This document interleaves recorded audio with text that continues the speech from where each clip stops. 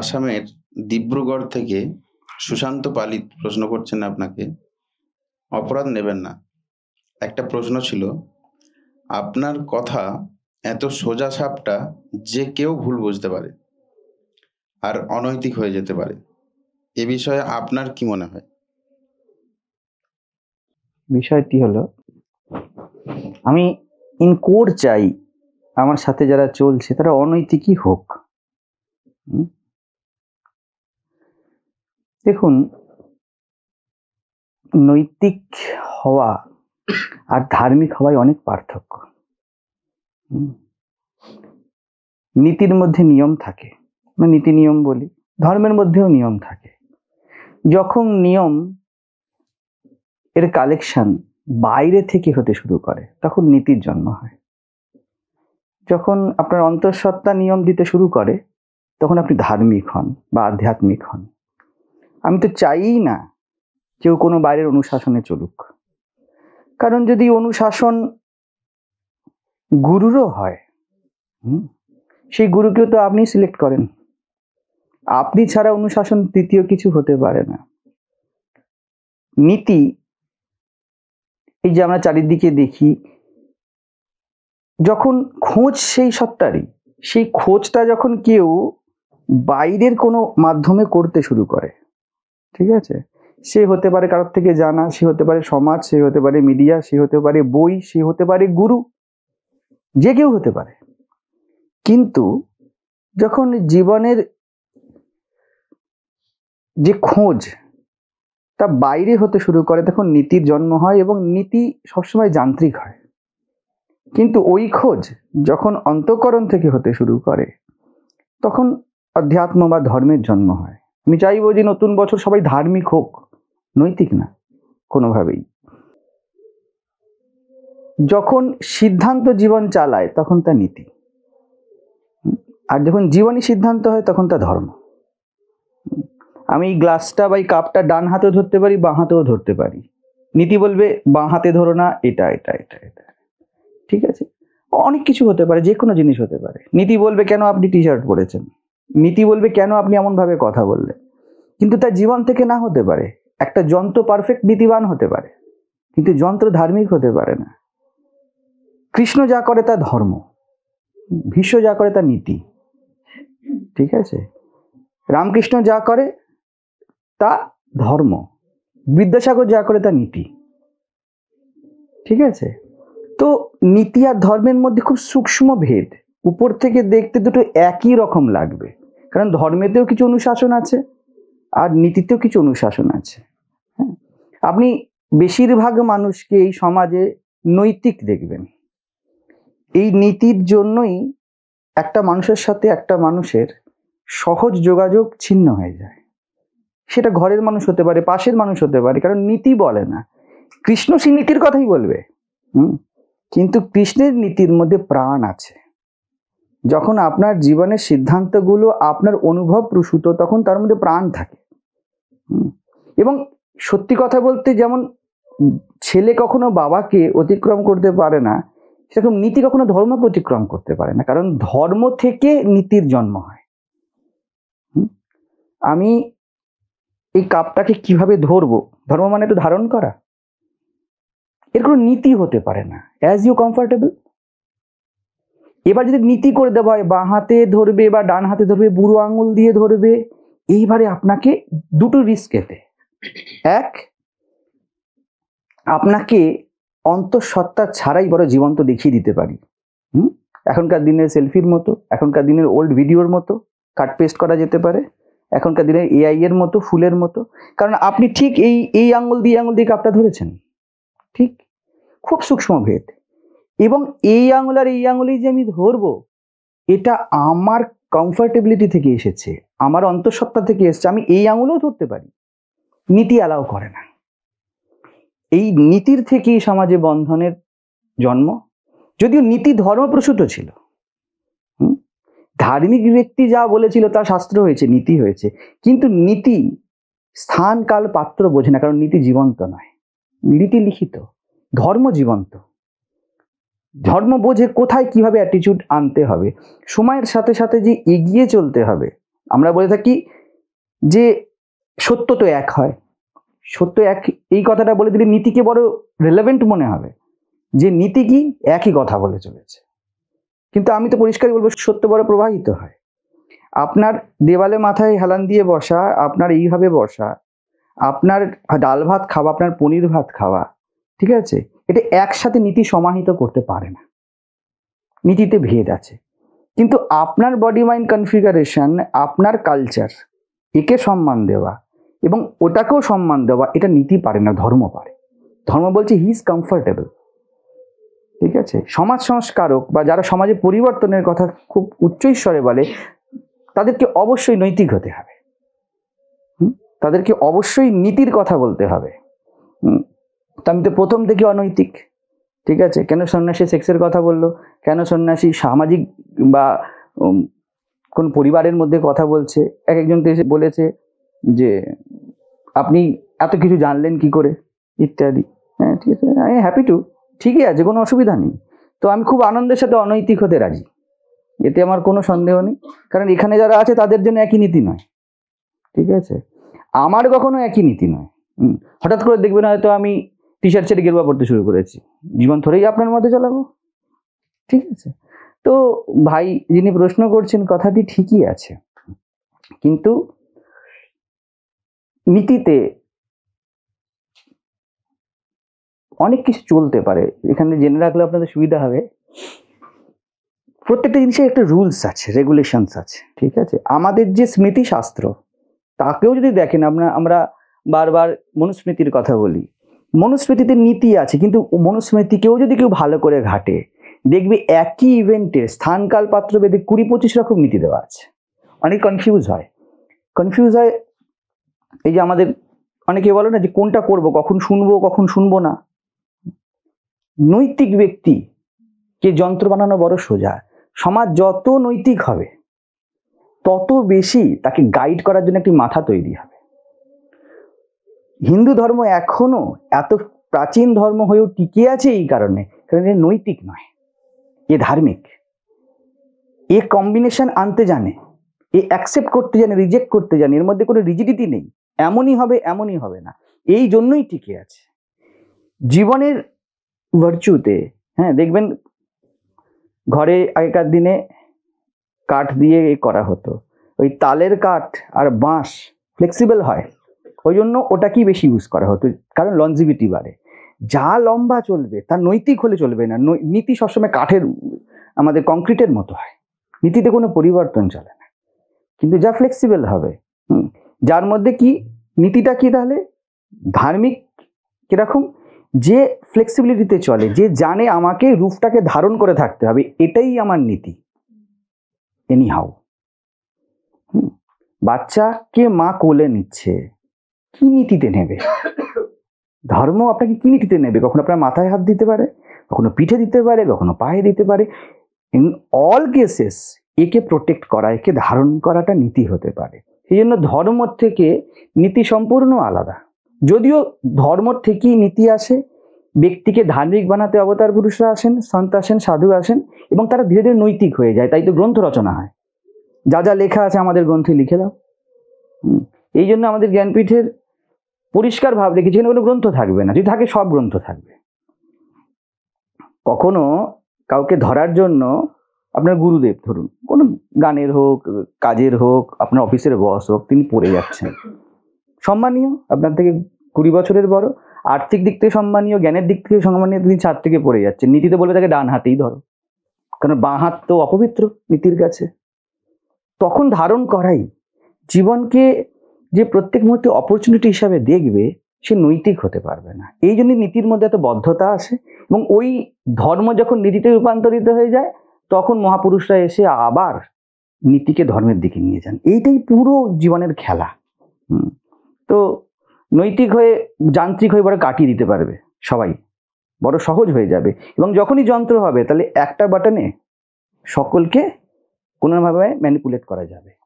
সমাজ এরকমই, আমাদের নেতারা আমাদের কি করে ম্যানিপুলেট করে, কারণ সমাজ নৈতিক। যদি সমাজ জীবন্ত হয়, যদি সমাজ ধার্মিক হয়, এখন কিন্তু এই প্রজাতন্ত্রের যে কথাটা ওই ভিত্তিতে দাঁড়িয়ে আছে। ঠিক আছে? প্রজা যখন ধার্মিক হবে তখনই মাত্র তন্ত্র চলবে। তাহলে হিসাব মতো কোথায় প্রজাতন্ত্র চলছে? আপনাকে 2000 টাকা 5000 টাকা দিয়ে আপনার নীতি কি? সুবিধাবাদ আপনার নীতি, জীবন্ততা আপনার নীতি নয়। এই সুবিধা দিয়ে যে কেউ আপনার রাজা হতে পারে, চলছে তো রাজতন্ত্র, নামটা শুধু প্রজাতন্ত্র। কিন্তু যখন একটা মানুষ চলতে শুরু করবে, বড় কঠিন হয়। এর সাথে এটাও বলি, বড় কঠিন হয় ধার্মিক হওয়া। ধার্মিক হতে গেলে নিজের সত্তাকে বা নিজের ব্যক্তিত্বকে বড় পাথর চাপা দিতে হয়, না হলে হতে পারে না। কারণ প্রেম ধর্মপ্রসূত। যে কোনো জিনিসকে যদি শোষণ করতে হয় বা আসক্ত হতে হয়, আসক্তি আর শোষণ এক, তখন নীতির বড় ইউজ করা হবে। তোমার এমন করা উচিত, তোমার এমন করা উচিত না, আমাদের আশ্রম এমন ভাবে চলে, আমাদের বাড়ি এমন ভাবে চলে, আমাদের কালচার এমন ভাবে চলে, এখানে এটা ব্যবহার হয়, এখানে ওটা ব্যবহার হয় না। এই সব জিনিসগুলি ইজি খুব জীবনকে চালিয়ে নিয়ে যেতে। হ্যাঁ, তখন সব মিলিয়ে কি হয়ে যায়, যা ইজিয়েস্ট তা করে যাও। নীতির মধ্যে অচেতনতা থাকে, কোনো দরকার নেই ওই বিষয়টাকে বারবার বারবার। বিজ্ঞান আর নীতি পুরো বিপরীতে যাবে, কারণ বিজ্ঞান কনস্ট্যান্ট, তারই নীতিকে ঘাটে। কালকে যা সিদ্ধান্ত ছিল আজকে তার সিদ্ধান্ত নয়। কালকে আমি বুঝতাম যে অ্যাস্ট্রোনমির যে এই জায়গাগুলো আছে এরম ছিল, আজকে দেখলাম চেঞ্জ হয়ে গেছে, বড় জীবন্ত হতে হবে। নাহলে আপনার দূরবীন একই ছবি দেখতে চাইবে নীতিতে, জীবন হতে চলে না। কালকে 12টায় খাওয়া তো আজকে 12টায় খিদে পেতে হবে, ওরম ভাবে তো খিদে পায় না। নীতি তো বলে 12টায় খাবো। তো এই জন্যই আমি হ্যাপি টু বি ইমোরাল, কোনো অসুবিধা নেই। আমিও চাইবো যারা আমার সাথে চলুক তারা খুব ইমোরাল হোক, কিন্তু অধার্মিক নয়। তো এই জন্য ঠিকই আছে, অসুবিধা কিছু নেই। বলছি এক্ষুনি যে টপিকটা আলোচনা হলো ধর্ম আর নীতি নিয়ে, তো নীতি ছাড়াও তো চলা যাবে না। ধর্ম অবশ্যই আছে, ধারণা অবশ্যই আছে, কিন্তু মাঝে যে বিষয়টা এদের দুজনের মধ্যে কানেক্ট করছে সেটা আমার মনে হয় বোধ। বোধ নেই বলেই তো নীতিটাকে নিয়ে আসা হচ্ছে সমাজে, কিন্তু বোধটাই তো অ্যাকচুয়ালি মেন। বোধটা না থাকলে না ধর্মে কোনো পথে এগোনো যাবে, না নীতি মাধ্যমে নিজের জীবনকে জীবন্ত করা যাবে। না, সব জিনিস এখানে ধর্ম আর বোধ আলাদা নয়। বোধ প্রসূত যা কিছু করবেন তাই ধর্ম। ধর্ম এটি ধারিয়তে, যা আপনাকে ধারণ করে দিয়েছে, যা ধারণ করেছে মানে আপনাকে সুস্থ রেখেছে, আপনাকে কমফোর্টেবল রেখেছে, তা সচেতনভাবে দেখে নেওয়াই ধর্ম, এবং সেই পথে চলাই ধর্ম। কৃষ্ণ দেখছেন পুরো সমাজের জন্য এখন ভীষ্মের মৃত্যু কামনা। ভীষ্ম অষ্টবসুর এক বসু, সো কল্ড ভীষ্মের কোনো উত্তর ছিল না কুরুক্ষেত্র যুদ্ধে। এদিকে অর্জুন আর ওইদিকে ভীষ্ম, এই দুজনের কোনো উত্তর ছিল না। ঠিক আছে, কর্ণের তো তবু উত্তর ছিল। তো ধর্ম যখন শব্দটা উচ্চারণ করছি, তখন আপনার নিজের সত্তা থেকে যা বেরাচ্ছে, এই সত্তার কোনো নাম আর ফর্ম নেই, ওটাই বোধ। বোধেরই চলনকে বলা হয় ধর্ম, বোধেরই রিফ্লেকশনকে বলা হয় নীতি। রিফ্লেকশন তো সূর্য ঘুরবে, বদলাবে চারদিক থেকে, আপনার ছায়া বদলাবে, কিন্তু আপনার ছায়া বদলাচ্ছে না। বুঝুন, আপনার ছায়া আছেই, প্রথমত আপনি আছেন বোধ। ধর্ম আপনার ছায়া আছেই, ঠিক আছে, শুধুমাত্র নৈতিক কি সূর্য ঘুরছে এবং ওই অ্যাকর্ডিংলি ছায়াটা বদলাচ্ছে। আমি বলতে পারি না আপনার ছায়া সবসময় বাঁ দিকেই পড়ে, কখনো ডান দিকে পড়ে, কখনো একদম যখন 12টার সময় হয় একদম টপে ছায়া নেই এর মতো হয়ে যায়, রাত্রিবেলায় ছায়া নেই, ঠিক আছে, কিন্তু আপনার উপস্থিতি তো আছে, এটা হলো বোধ। ঠিক আছে, বোধ পিওরেস্ট ফর্ম, ঠিক আছে, ধর্ম পিওর অ্যালাইন্ড ফর্ম, আর নীতি কোথাও যেন ট্রুথ থেকে সরে যাওয়া ফর্ম। নীতি কখনো মাপদণ্ড হতে পারে না সমাজে। আমরা ছোট থেকে আমাদের সন্তানদেরকে এই মাপদণ্ডটা দিই না বলে, বা আমরা পাইনি বলে হয়তো আমরা এইভাবে চলতে অভ্যস্ত। এবং দেখুন, যদি ভালো করে দেখি, আমাদের শরীর মনে একটা মেকানিজম, ফুলদানির প্রয়োজন পড়ে ফুলকে রাখার জন্য, ঠিক আছে, তো নীতির দরকার পড়ে সমাজকে চালানোর জন্য, কিন্তু নীতি ধর্ম থেকে বিচ্ছিন্ন হতে পারে না। নীতি যদি তার যাত্রা করতে থাকে তাহলে তাই ধর্ম। নীতির স্বভাব হলো স্ট্যাগনেন্ট হয়ে যায়, ও দাঁড়িয়ে যায়, ঠিক আছে। আমাদের মধ্যে থাকা দুটো সত্তা, আমি বারবার বলি জীবন দুটি সত্তা, একটা জীবন্ত, একটা হলো এই ফুল, আর একটা হলো একে ধারণ করার জন্য এই যে স্ট্রাকচার, এই দুটোই প্রয়োজন, ঠিক আছে। ফুল মরে, স্ট্রাকচারটা মরে না, ঠিক আছে। যখন এই দুটোর কম্বিনেশনে চলবে, তখন জীবন ফ্লাভারিশমেন্টে আসে। হ্যাঁ, না হলে হয়ে যায় কি যে ফুলদানি রয়ে গিয়েছে, ফুল নেই। আর আমরা কল্পিত করে ফেলেছি ফুলদানি মানেই ফুল, কারণ ফুলদানি শব্দে ফুল আছে। নীতি এইরকম, নীতি দেখে না চোখ খুলে। ঠিক আছে, তো সমাজকে চালনার জন্য যদি নীতির প্রয়োগ করেন, তাহলে সমাজের প্রত্যেক ব্যক্তি কেউ স্বাধীন নয়, প্রত্যেকে দাস, কারণ ছবির গোলাম কোথাও না কোথাও। ঠিক আছে, বাবা মেয়ের সাথে কিভাবে কথা বলবে, হ্যাঁ, ছেলে বন্ধুর মধ্যে কি কথা হবে, এটা নীতি হতে পারে না। নীতি প্রাণ থেকে বিচ্ছিন্ন হয়ে যায়। কিন্তু ওর মধ্যে যদি ধর্ম থাকে বা যাকে বলছেন বোধ থাকে, বোধ হলো নিজের সাথে ন্যায়। যদি নিজের সাথে ন্যায় থাকে তাহলে অসুবিধা নেই কিছু। নীতি চালনা করে, কিন্তু নীতি হলো আপনার সরে সরে যাওয়া ছায়া। বোধ আর ধর্ম এই দুটো তো সবার প্রথম দরকারি। আমি বলতে চাইছি এটাই যে সবাই তো আমরা সমানভাবে বোধমান নই, কেউ পিছিয়ে, কেউ এগিয়ে, কেউ মাঝামাঝি। আমরা কি কথা বলবো যে আমরা প্রত্যেকে সমান বোধবান নই, অবোধদেরকে মেরে দেওয়া হোক? না, আমি তা নীতি তো আরোপ বলছি করা না। এবং কাউকে মৃতবাদ করে দেওয়া একই, তাই না? বরং সমাজে যদি কোনো ব্যক্তি কোনোভাবে ধর্ম থেকে বিচ্যুত হয়ে যায়, আমাদের তাকে আরো সহানুভূতি সম্পন্ন ধর্মের দিকে আনতে হবে। তুমি যেহেতু খেতে পাচ্ছ না, মায়ের যদি কোনো ছেলে ডিসেবল হয়, হ্যাঁ, সে খেতে পাচ্ছে না, তাহলে কি তাকে বিষ খাইয়ে দেওয়া হবে? নীতি খাওয়ানো বিষ খাওয়ানো এক। ঠিক আছে, নীতিতে তো কোনো প্রাণ নেই। মানে ছোট বাচ্চা বাবাকে চাইছে, তার দরকার বাবা, তাহলে মা কি এআই এর বাবা এনে দিয়ে দেবে? তা তো নয়। নীতি ওই রকমই, এআই এর পিতা দিয়ে দেওয়া। তার পিতৃত্বের দাবি তো মিটলো, কিন্তু সে জানে রোজ 8টার সময় পিতা চা খায়, কারণ এআই 8টার সময় চা খাবে। এর থেকে বেশি মৃতবাদ কিছু হয় না।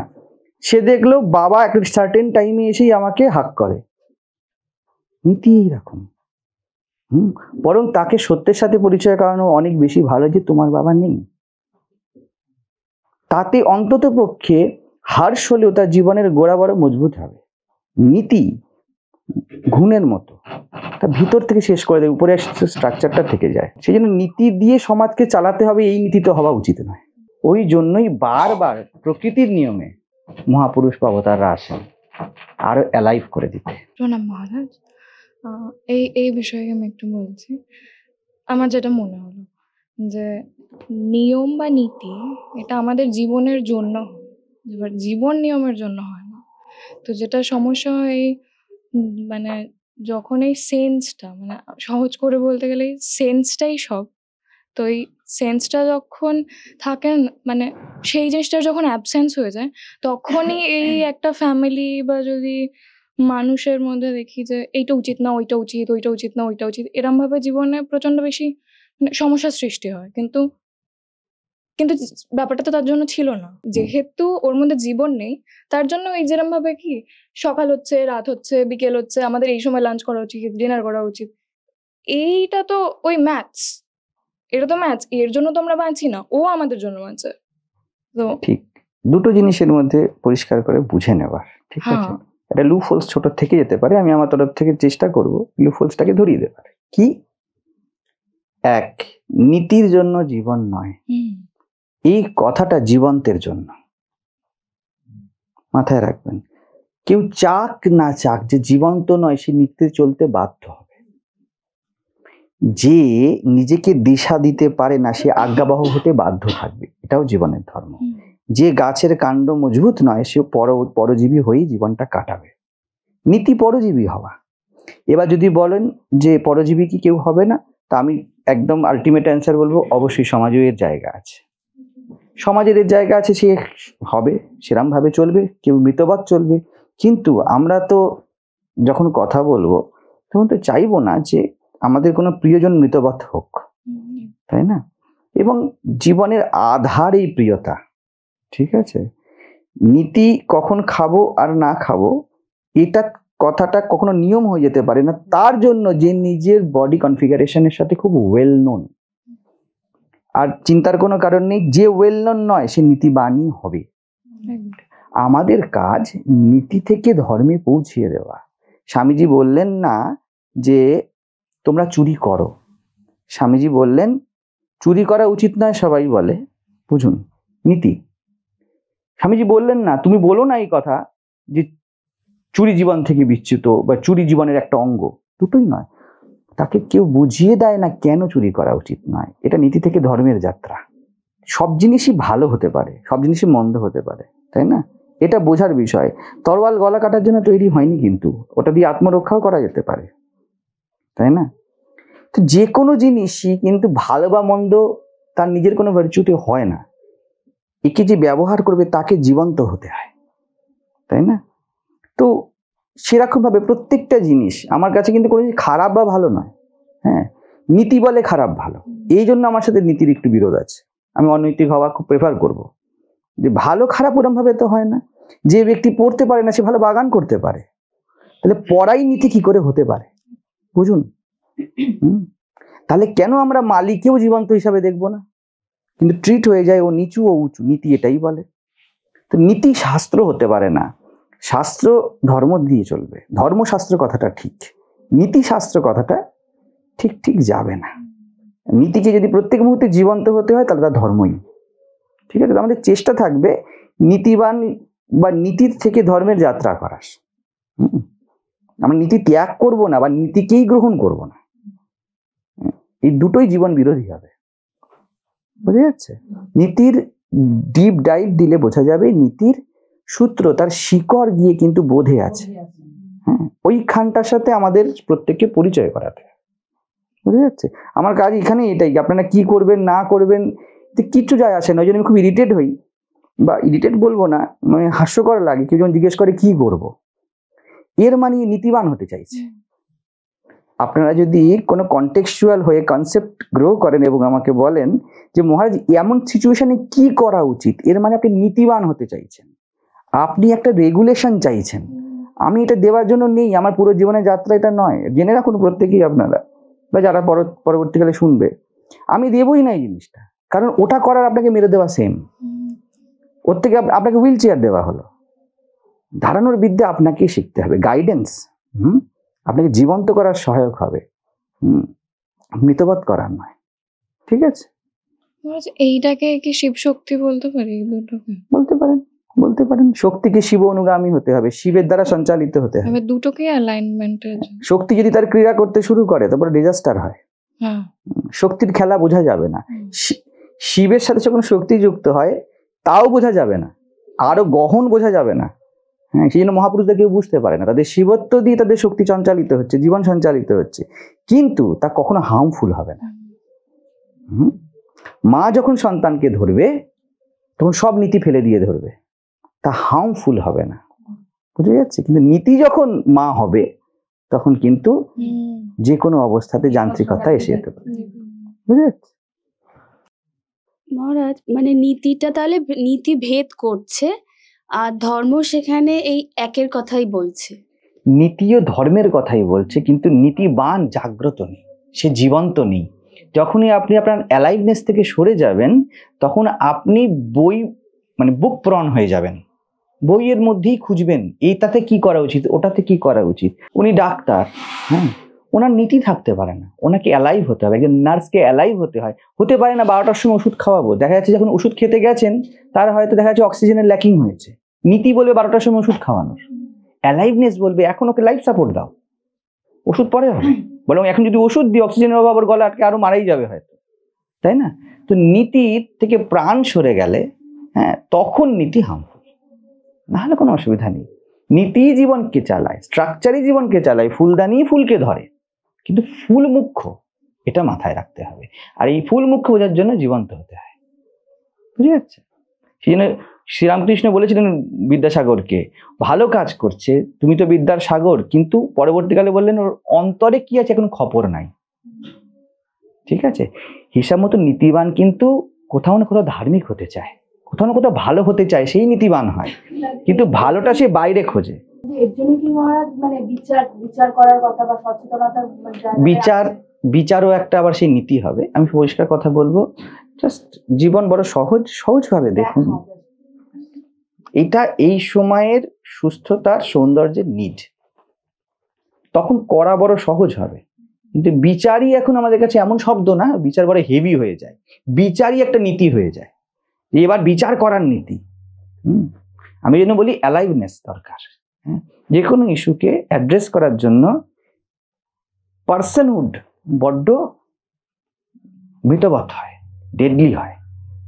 যত আপনি ভিতর থেকে আপনার সেলফে বাঁচবেন, ততই বেশি আপনি মানে নীতির অ্যাপ্রোপ্রিয়েট অ্যাপ্লাই করতে পারবেন, যে এখন এটা করণীয়, সে যেই হোক, কাছের হোক দূরের হোক। ঠিক আছে।